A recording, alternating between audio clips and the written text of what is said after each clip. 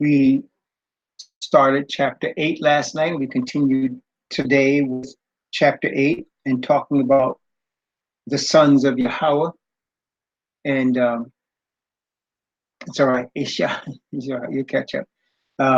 So we're talking about the sons of Yah and who they are. Let's go back to Romans chapter 8 again, and let's take a look at from verse 11 down to verse 14, and verse 11 down to verse 14, Romans chapter 8, verses 11 through 14, picking up where we left off. But if the spirit of him that raised up Yahushua from the dead dwell in you, he that raised up Messiah from the dead shall also quicken your mortal body by his spirit that dwelleth in you. Therefore, brethren, we are debtors not to the flesh, to live after the flesh. For if ye live after the flesh, ye shall die. But if ye through the Spirit do mortify the deeds of the body, ye shall live. For as many as are led by the Spirit of Yahweh are the sons of Yahweh. So again, and I want you to notice how the apostle interchanges. In this case, he's talking about the Father. But in verse 10, he says, if Messiah be in you, the body is dead because of sin, but the spirit is life because of righteousness. So he kind of interchanges in speaking about the Father's spirit living in us and Messiah living in us. Why?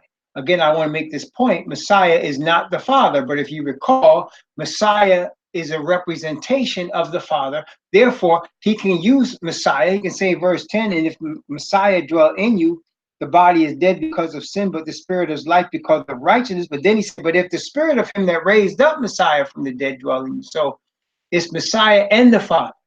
The aspects of us that need to be put to death are a representation of Messiah. The aspects of us that need to represent righteousness are of the Father. Does that make sense? Testing 1, 2, 3. So, because he'll use that interchangeably, because Messiah was put to death for us. So therefore, there are aspects of us that need to be put to death as he was, and there are aspects of us that needs to be brought to life, which is by the Spirit of the Father's righteousness as he was. So that's why he said, if the spirit of him that raised up Messiah from the dead, that is the spirit of the Father, be in you, he that raised up Messiah from the dead, that is the Father, shall also quicken your mortal bodies by his spirit that dwelleth in you. So it is the Father's spirit. And again, we want to also stress in this that we understand there is no Trinity, that the set apart spirit is simply the spirit of the Father.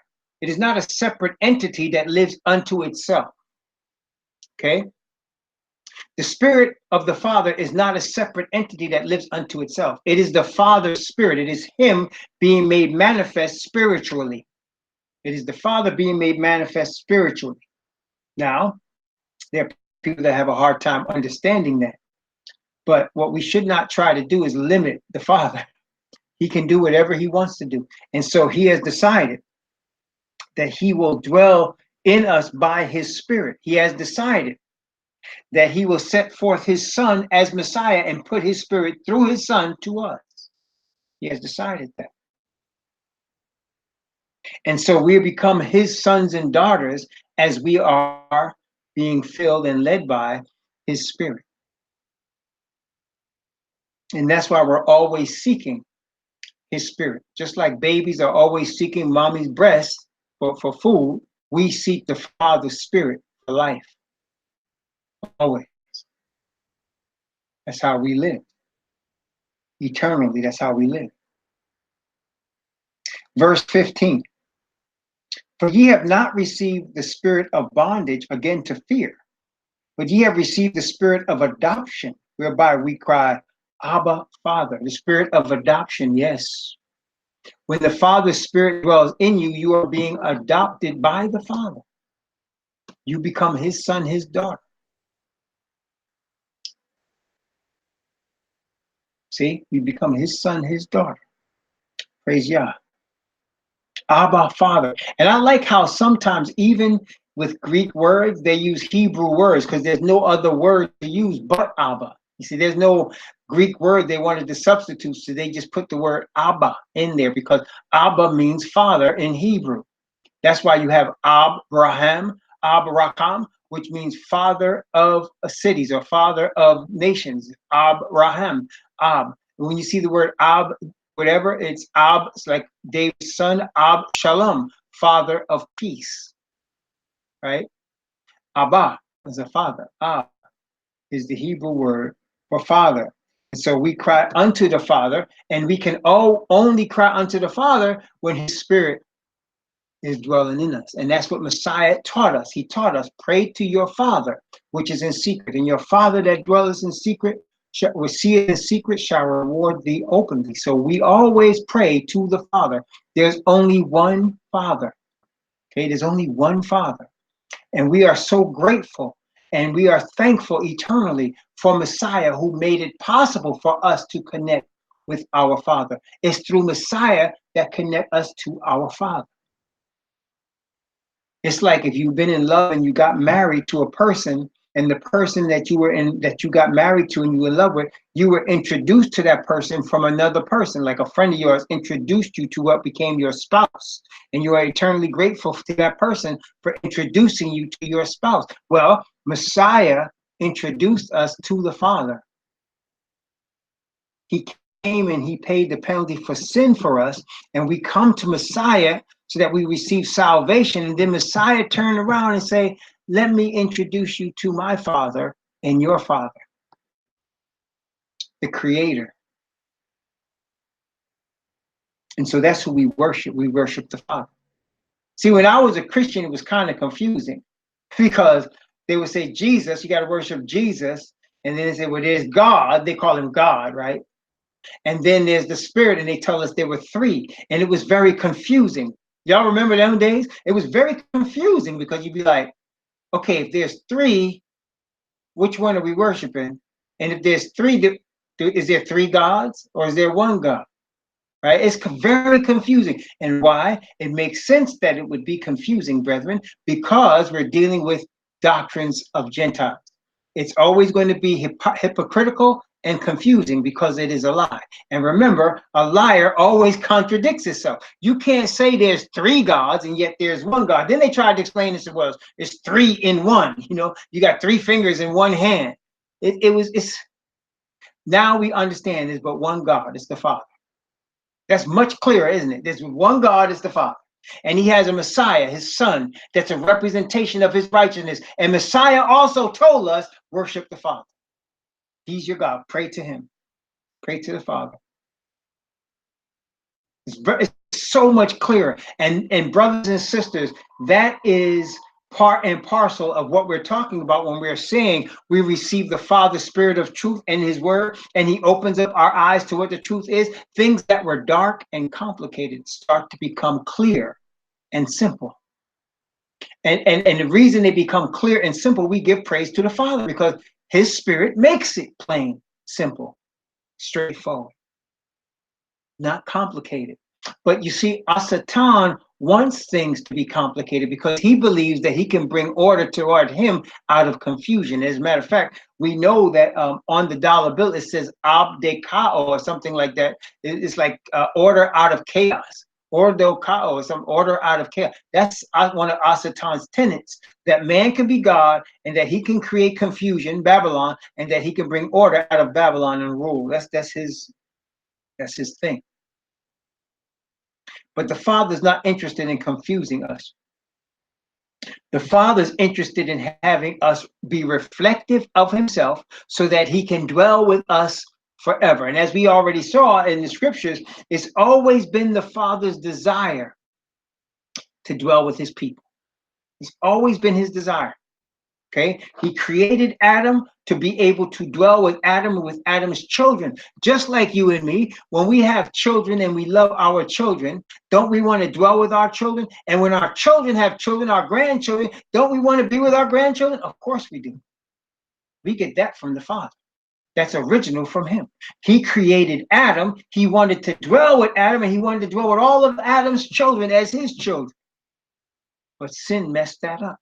So then the Father went into work and put the plan in motion that he had already had from the foundation of the earth to send forth his representation on the earth in the form of his son, Messiah. That through Messiah, he can bring forth everything he promised. He promised Noah certain things. He promised Adam certain things, right? He promised them certain things. And then, of course, along comes Abraham, and he promises Abraham certain things. Well, he fulfills all of his promises to Noah, to Adam, and to Abraham. He fulfills these promises in the establishment of the nation of Israel as his chosen people, and his spirit dwelling in these chosen people so that he can reach all of Adam's children through his chosen people. And the fact that we have sinned against him, and we turned, our ancestors, our fathers turned Messiah over to the Gentiles to be put to death for us, the fact that we have done all of these things, brothers and sisters, the Father still, in fact, let's take a look. We praise the Most High. We seem to be in the book of Jeremiah a lot today, but that's all good. Let's go back into Jeremiah again. Go back into Jeremiah again.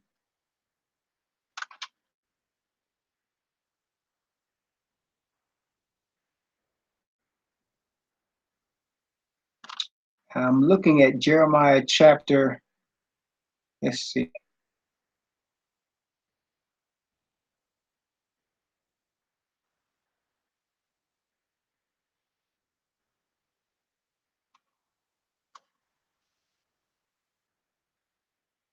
Let's look at Jeremiah chapter 17 first. Jeremiah chapter 17. Jeremiah chapter 17.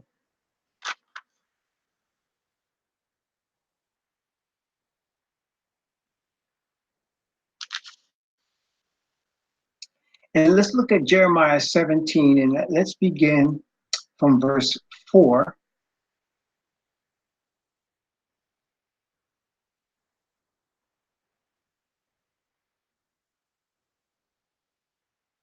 Let's begin from verse 4, and let's read down from verse 4 down to verse 14. Jeremiah chapter 17, from verse 4 to verse 14.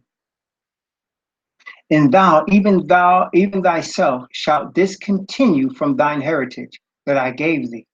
And I will cause thee to serve thy enemies in the land which thou knowest not. And ye have kindled a fire in my anger, which shall burn forever. Thus saith Yahweh, cursed be the man that trusteth in man, and maketh flesh his arm, whose heart departeth from Yahweh. For he shall be like a heath in the desert, and shall not see when good cometh, but shall inhabit the parched places in the wilderness, in a salt land, and not inhabited. Blessed is the man that trusteth in Yahweh, in whose hope Yahweh is. For he shall be as a tree planted by the water, that spreadeth out her roots by the river, and shall not see when heat cometh, but her leaf shall be green, and shall not be careful in the year of drought, neither shall cease from yielding her fruit. The heart is deceitful above all things, and desperately wicked. Who can know it? I, Yahweh, search the heart and try the reins, even to give to every man according as his ways, according to the fruit of his doings. As a partridge sitteth on eggs, and hatcheth them not, so he that giveth riches and not by right shall leave them in the midst of his days, and at the end shall be a fool. A glorious high throne from the beginning is the place of our sanctuary. O Yahweh, the hope of Israel. All that forsake thee shall be ashamed, and they that depart from me shall be written in the earth, because they have forsaken Yahweh, the fountain of living waters. Heal me, O Yahweh, and I shall be healed. Save me, and I shall be saved, for thou art my praise. So he said he's going to cause us to discontinue from our inheritance. That's what happened, isn't it? But he's not casting us off forever. He said that, we read that today in Jeremiah chapter 30. He's not casting us off forever, but he's caused us to discontinue from our inheritance. So we've done some really messed up things to the Father. We've done some really messed up things. Okay? And yet he still is with us to bless us and guide us.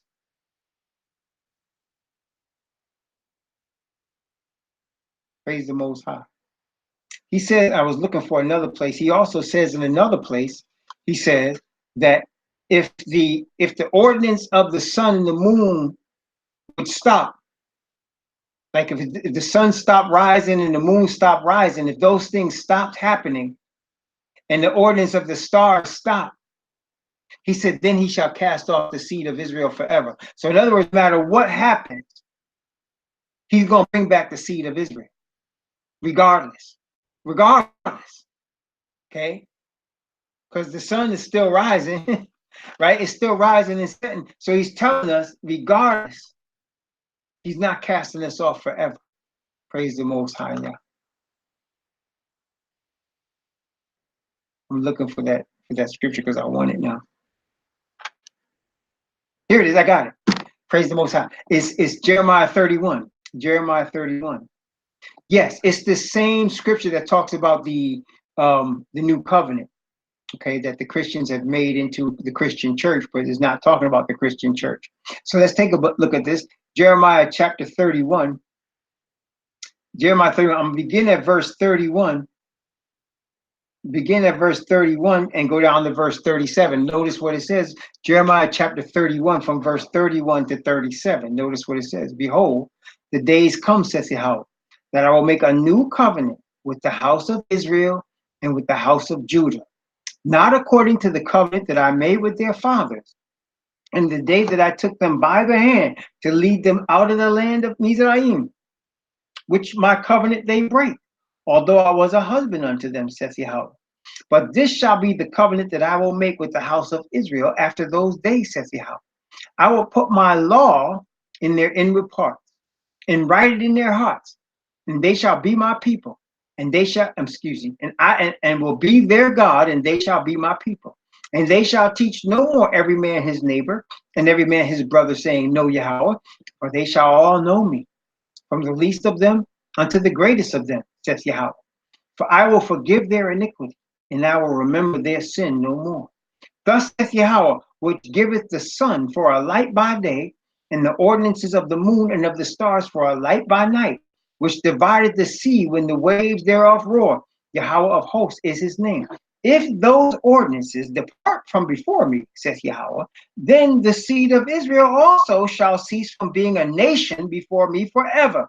Thus saith Yahweh, if the heaven above can be measured, and the fountains of the earth searched out beneath, I will also cast off all the seed of Israel for all that they have done, says Yahweh. So he's telling us that he's never casting off the nation permanently. You see, never. He said, if you can measure the earth, if you can cause the ordinances of the moon and the sun and the stars to stop, then I'll cast off the seed. And he said, the seed of Israel shall cease from being a nation, which means he's saying he's going to have the nation of Israel. He's always going to have that, no matter. He specifically said, because of all that they have done. So we have done some dirt to the Most High. We've done dirt. We betrayed Messiah. And notice, I want you to notice, look, I think y'all understand. It's no coincidence that we betrayed Messiah. And Messiah was a black man that was hung up on a tree. And guess what? Do you have not our black men been hung up on trees? Look what happened. We've been hung up on trees. You think that's not coincidence? We allowed Messiah to be hung up on a tree by the Gentiles. And guess what? The same Gentiles hang our men up by trees. Huh? But all that's finished now. Because now, as I'm talking to you right now, the reason I can say it's finished because the awakening has begun. That's why that hanging up on tree stuff, that's going by the wayside. Bye-bye. Why? Because now we are awakening to the Father's Spirit. We are awakening to the Father's Spirit, and we are awakening as to who we are. And the prophecies that talk about our awakening are coming to pass. And right now, what we're preparing for is the time of Jacob's trouble. That's what we're preparing for right now, just to receive the seal of the Father's Spirit. He said, seal the law among my disciples. And that's what we're doing right now. You see that prophecy that we just read in Jeremiah 31. Notice he said, "They shall not teach every man his neighbor and every man his brother, saying, Know Yahweh, for they shall all know me." Well, obviously, right now I'm teaching. Right now, the word is being taught. So that's something that's going to happen in the future. That's a future prophecy. Okay. And he says in that prophecy that I will forgive their iniquity and remember their sins no more. Why? Because that's the beginning part. That's what's going on right now. Through Messiah, he's causing us to put away our sin. Through Messiah, he's causing us to receive of his spirit and now preparing us so that the day will come when all of us as the Israelite nation and all the saved Gentiles that come with us, all of us will have the Father's law written in our hearts, and we don't need to have it taught to us anymore. It'll be natural for us to serve the Father. See, he won't have to say, remember the Sabbath day. He won't have to say that because we will all know him. He won't have to tell us don't worship any other gods. It won't even come to our mind to do that. You're in this testing one to your Father, it won't even come to our mind to do that. Okay, it won't even though it's still going to be written forever. But it's not like we need to wear anything or have anything to remind us who the creator is. It'll be natural for us to serve the creator. Just like it's natural, if you notice, it's natural for the birds to fly to warm weather in the winter and to come back to what becomes warm later in the summer. It's natural for the birds to make their own houses and prepare them. And sometimes they know when the winter's coming, you could tell because they prepare the nest real high. And when it's not so bad, they prepare the nest lower. Okay, and it's natural. Nobody has to teach the birds to do that. They do that.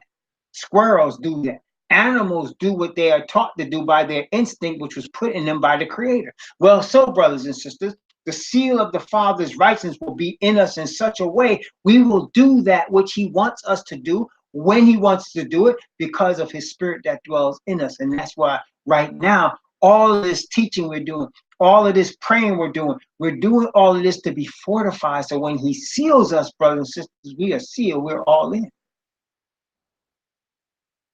Because our minds now are dull. And we need our minds to be enlightened and awakened by his spirit. And that's why he gives us dreams, he gives us visions, he gives us his word, he gives us his inspiration by his spirit. He does that. And as we saw earlier, he gives us teachers to teach the word so that we are continually having him before us. And isn't that what the Bible says in Psalms? I believe it's Psalm 16. Psalm 16.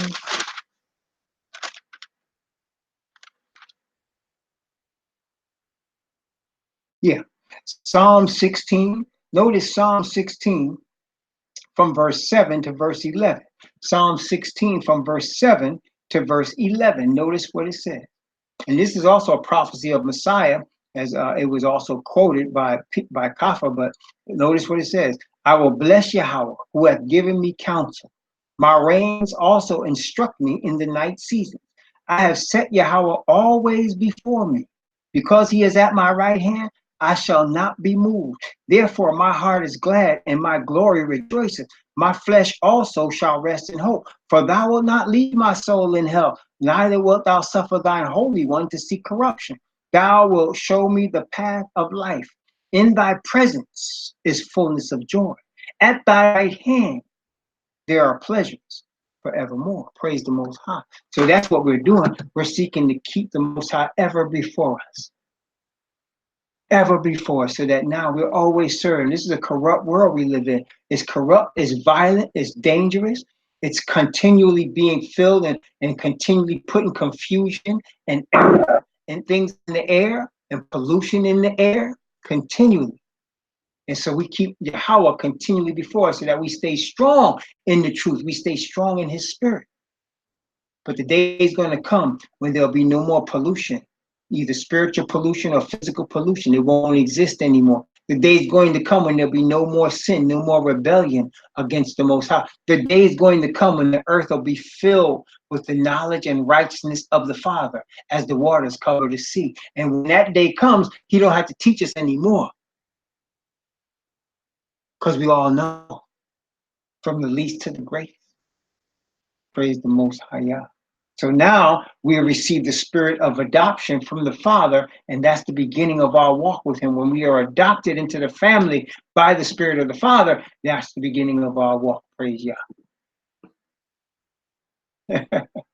Praise Yah.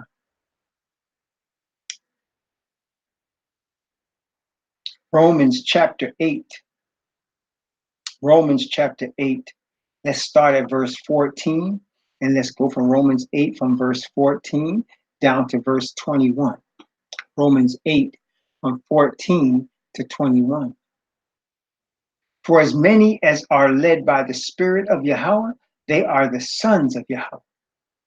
For ye have not received the spirit of bondage again to fear, but ye have received the spirit of adoption, whereby we cry, Abba, Father.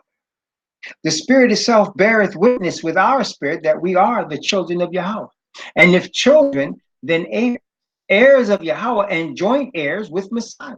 If so be that we suffer with him, that we may be also glorified together. For I reckon that the sufferings of this present time are not worthy to be compared with the glory which shall be revealed in us. For the earnest expectation of the creature waiteth for the manifestation of the sons of Yahweh. We're going to go into that in a second.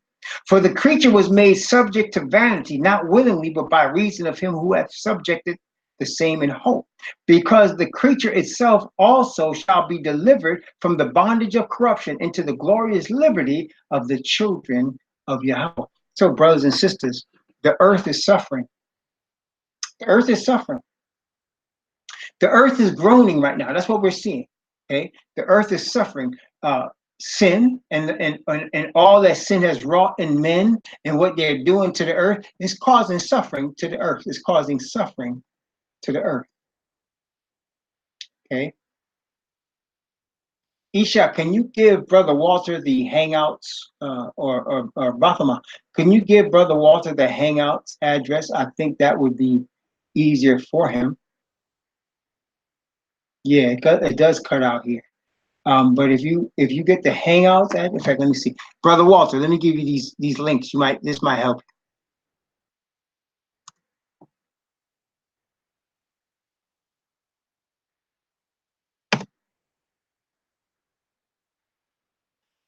Try one of those links, Brother Walter. It might be better here for you. One of those links might be better for you. Okay, so there's a lot here that we just read. So the Spirit beareth witness with our spirit that we are the children of Yah. And haven't we been talking about that many times, how when you are listening to something, the Spirit of the Father that dwells in you, who you put your trust in through Messiah, will bear witness with your spirit as to if your listening is true. Because, brothers and sisters, there's a lot of liars in the world today. And the liars that are in the world today are pretty slick. I mean, they're very smooth. They're very, very smooth. And a lot of times they might even look like you. Right?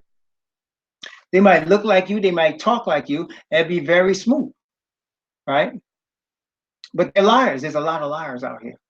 And how do you know? Because the devil is so slick. How do you know what you're listening to is true or whether it's a lie? Where the Spirit of the Father will bear witness with your spirit.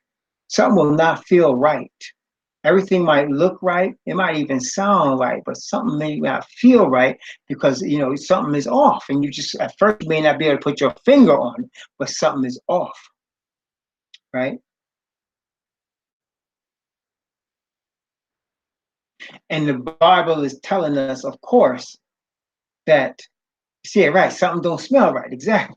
And the Bible is telling us, of course, that as the Father's Spirit is just the earnest, just the down payment of what we're getting ready to receive, when we receive the fullness of the Father's Spirit, and we're glowing like Moses was, that's a whole higher experience, brothers and sisters. The experience of dwelling with all our soul being in the Father's Spirit is above everything. As a matter of fact, there are other religions that try to duplicate that and really can't do it because it's impossible. Only way you can get that is through the set apart spirit of the Creator. And he wants to share that with us, but he has to prepare us for it. Because once he puts that spirit on us, there's no turning back. Okay, there's no turning back. So he wants to make sure that we are prepared, which is why we go through everything that we go through in preparation for us to receive the Father's Spirit.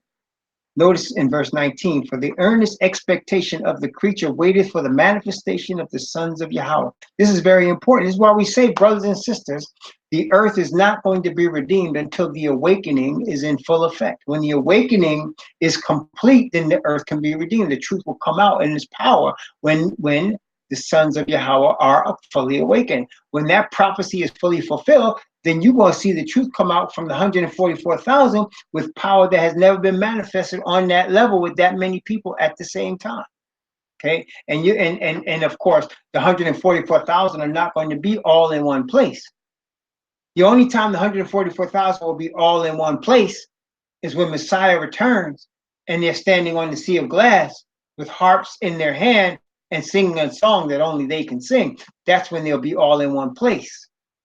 Okay, but up until that time, as we have been saying, the 144,000 are, like the Israelite nation in general, scattered throughout the earth, scattered in different nations of the earth. And in scattering of the earth, they are bringing and bearing witness of the Father, not only to the chosen people in the different nations of the earth, but also to the Gentiles, as we read earlier in Isaiah 66. They're bearing witness. And so the earth is suffering right now, and it's waiting for this to happen. It's waiting for the manifestation of the true servants of Israel, his true people, not the fake ones that's out there putting a front in the Middle East, so-called Middle East. Not Rome with its Caucasian sons of Yafet leadership. No, not that, but the true Israelite family from the seed of Abraham, Isaac, and Jacob that are scattered, that are going to be brought back together according to the promises we have read in the Word. And that has already begun. As we said, there's already, I was just listening to some brothers on YouTube last week. I think it's called Hebrew Nation Building. And I was comforted listening to them because I'm seeing in them the same spirit. They are teachers of the word, and they're also awakening the people. And it gave me comfort to see there's some brothers out there. Then there was my brother that's now in Colombia. He's from this area, but he's now in Colombia, One Deep Israelite. He's also a teacher of the word. And I'm being comforted by seeing other brothers being raised up to teach the word. And that comforts me, and I understand now that all over the earth, I may not see all the ones like I've seen these, but the Mullah is raising up his chosen to teach the word.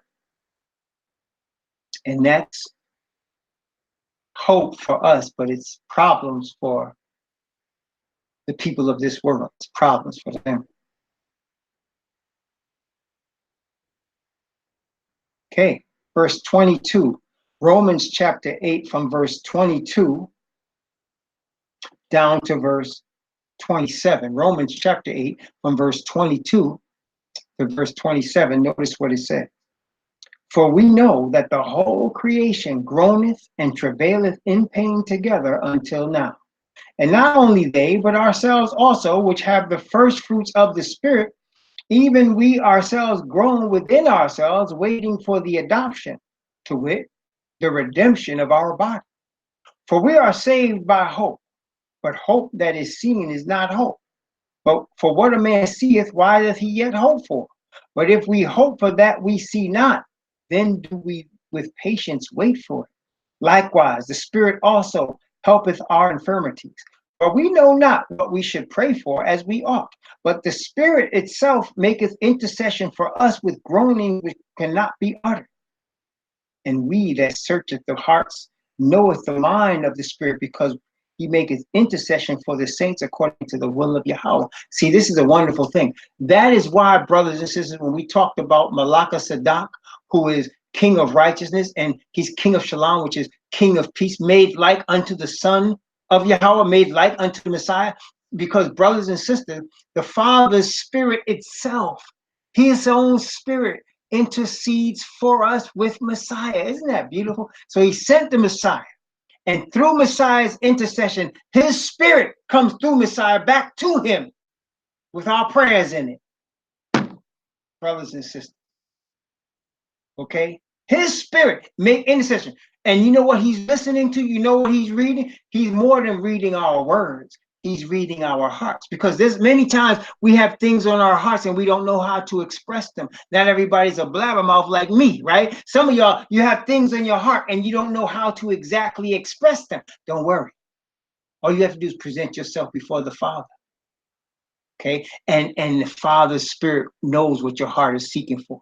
You know, it's like them two men that came out the tombs running at Messiah, right?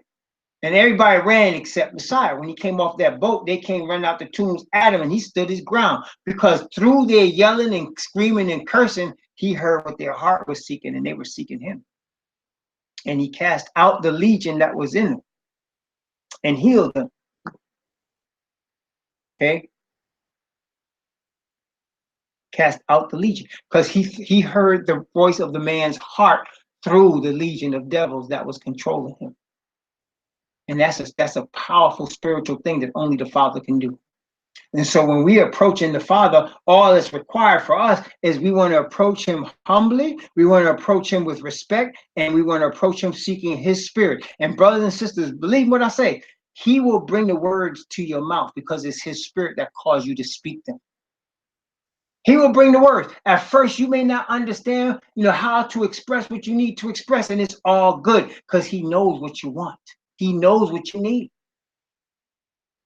I mean, we're talking about the God of heaven that says he's going to judge every secret thing. Notice again what it says here in 1 Corinthians chapter 4. See, notice 1 Corinthians chapter 4. Notice 1 Corinthians chapter 4, verse 5. 1 Corinthians chapter 4, verse 5. One of these few times that I'm just going to read one verse, but this tells a lot. 1 Corinthians chapter 4. This actually goes with Ecclesiastes chapter 12, verse 10. But notice again, 1 Corinthians chapter 4, verse 5. Therefore, judge nothing before the time, until the master come, who both will bring to light the hidden things of darkness, and will make manifest the counsels of the hearts. Then shall every man have praise of Yah. You see, he knows what your heart is saying, even if your voice can't manifest it. He knows what your needs are, even though you can't verbalize it. He understands exactly what we need, and his Spirit intercedes for us, understanding that. Therefore, we're comforted, because the Spirit intercedes for us. And we are waiting for the adoption of our new bodies. See, when we get the new bodies, there'll be no more stammering tongue. There'll be no more lack of being able to express ourselves. There'll be no more imbalance, as we talked about last night. When we receive the new bodies, it will go with his new Spirit that's in us, and we'll be made perfect. Praise Yah. And right now, we are being prepared. He's preparing us in the Spirit so that we can receive the new body. Praise Yah. Preparing us for it. That's what everything we're going through right now is, to prepare us for that time, to prepare us to receive of his Spirit in the fullness, so that he can give us a new body at the return of Messiah. Yes, he sees our thoughts. He sees right through us. He knows our motives. He knows our thoughts. So that if a person is doing wickedness and they claim, "Oh, I really didn't mean what evil," but the Most High sees your heart and mind. He knows what you really meant. He knows. You could lie to me and tell me I didn't mean any evil. You could lie to me and tell me that, but you can't lie to the Father. He sees right through us. Can't lie to him, because he sees the whole thing in living color. Right. Praise Yah. Like I have one of my daughters. Whenever she was up to no good, when she was a little girl, when she was like 2, 3, 4 years old, there was a certain look she'd have on her face, and I could always tell by that look that she done did something wrong. She's up to no good. She's up to some mischief. I could always tell, right? No matter what she said, "Oh, I'm not doing anything," I could always see it in her face, because I know her, right? So now, she's grown now. Now, when I see her, if she had that look on her face, I know she's up to something. I don't know what she's doing, but she's up to something, right? I can see it. I'm a father. I know her. So just so the Father in heaven knows us. We can't hide from him. Can't hide anything from him. We can hide it from each other, right? But you can't hide it from him. And when you start to serve the Father, you're not trying to front no more. No need to front. No need to front. Right? Because he knows it. He knows what's happening. He knows what the real is. No need to front. Praise God. And that's kind of free in and of itself, isn't it? Where you don't have to front anymore. You know, the Father understands you, you understand him, and everything is good. You don't need any other man's approval. The Father's blessing you with his approval. Praise God. Okay. I'm gonna stop here for today at verse 27, because from 28 to the end is a whole nother thing, and I wanna bring that out separate. So let's have a word of prayer. I would like to stop at this point, and let's have a word of prayer.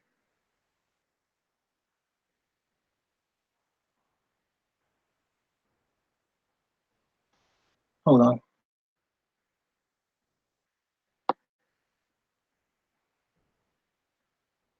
Most High Yahweh, we are very grateful and thankful again for all the many blessings, untold blessings that you bestow upon us every moment of every day.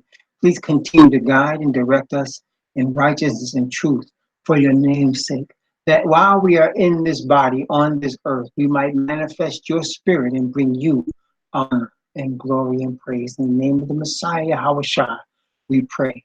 Amen.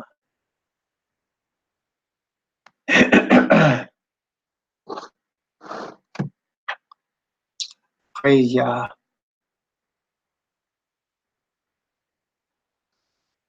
So, yeah, I want to start at verse 28, and that's another thing. And so, that's a kind of another subject in this section here, very important also. And so I want to take my time and go through that by the grace of the Most High next week. So please continue to,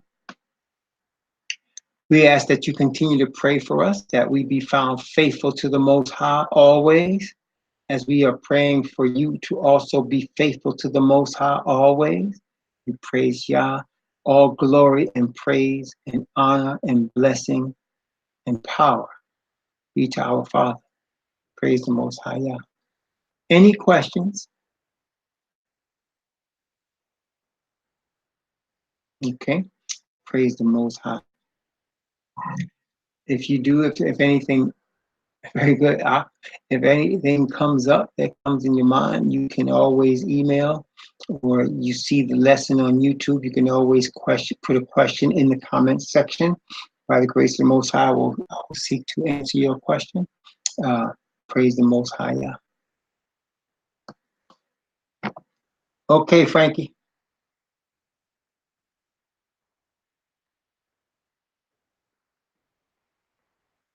praise the Most High, David. Praise the Most High.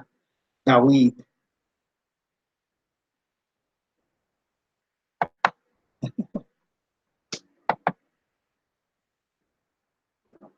Shabbat Shalom, Isha. Shabbat Shalom.